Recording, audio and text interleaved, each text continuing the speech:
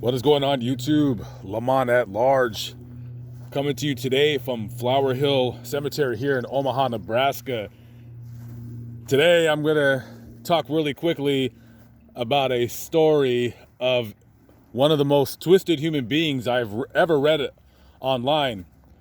Now, you may not know the name Nikko Jenkins off the top of your head, but if I put a picture out in front of you, then you most definitely probably watched a video on YouTube about him and his family. Nikko Jenkins is basically a psychopath, a true killer in every sense of the imagination. In 2013, he had just got out of prison at the end of July, and not even barely 2 weeks out of prison, he goes on some kind of a thrill-killing spree, going all over Omaha, Nebraska with the help of his sister, Erica Jenkins. We're talking about a family, a true scumbag family. And if you want to see the description box, there's a link to a news story that talks about the family. Now, not all of the family is trash, but there's a lot of scumbags within that family. So the first 2 weeks Nikko Jenkins is out, he gets his sister to help him lure two men, Juan Uribe Pena and Jorge Cajiga Ruiz, to a spot to rob them. And he pulls out a shotgun and just blasts them all in the head. Rifles through their pockets, whatever, takes their wallets, and just leaves the scene. So the detectives go and investigate the murder, and next thing you know, a week later, another man by the name of Curtis Bradford was found at the side of his house, shot in the head, his head blown off. Now, you got three men already that Nikko Jenkins and his sister Erica are responsible for murdering. And according to eyewitnesses during the court case, when Nikko Jenkins was caught, his sister was complaining about how she had shot Curtis Bradford first, and she wanted to take responsibility for the killing, and she got mad at her brother because he shot him in the head. So that kind of tells you who that girl really is.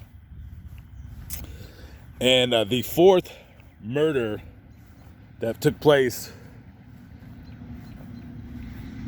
was a week later, when a woman by the name of Andrea Kruger had just got off of work, and Nikko Jenkins carjacked her, shot her multiple times, dead in the street. Nikko Jenkins is currently serving a sentence of death in a prison somewhere here in Nebraska. And if you see his face, you know, he has multiple scars on his face, tattoos from him cutting himself. And you would think that he's a nutcase. He has some kind of, mental disorder or what have you. But according to a court-appointed psychiatrist, he was faking all of that. Nonetheless, easy to look at his face and kind of say otherwise, but I am no doctor, that's for sure. During the court proceedings, when they were talking about the murders that he committed, he was acting a fool in court. He was laughing when they were describing the bodies, the shape that they were in, their heads getting blown off, the murders in general. He would start howling like a wolf. He starts speaking in tongues. He told the court and the detectives during the interview when he confessed to the murders, and he just out and confessed. He said that he committed the murders for some made-up god in his head, already faking the funk when it comes to his supposed mental illness. But then again, I don't know.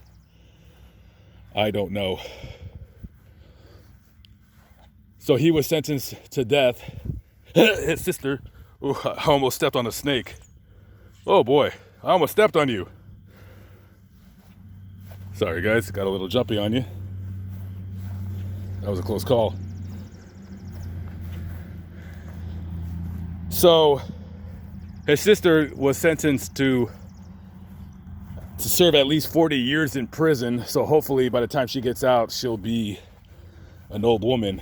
But let's hope that she just never gets out, because we don't need people like that on our street. Not really much more I can tell you than that you could already find readily available information online about the Jenkins family. But I'm approaching the grave of one of his victims, and this is Andrea Lynn Kruger. November 21st, 1979 to August 21st, 2013. And the back of the stone has her picture.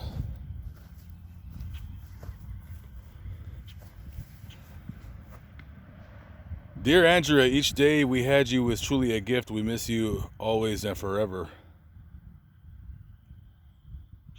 And that's sadly her family. 3 kids she left behind and a husband.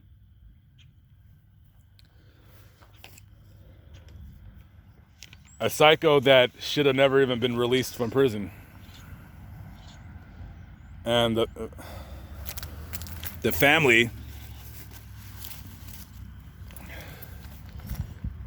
is forever without their mother and their wife.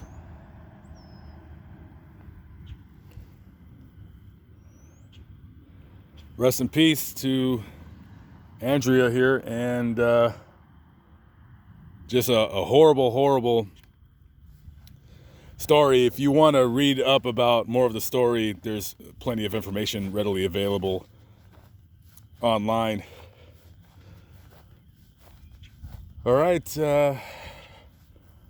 live but not live, but still alive by the grace of God. I am at the Flower Hill Cemetery here in Omaha, Nebraska, and I'll catch up with you on the next vlog. Peace out.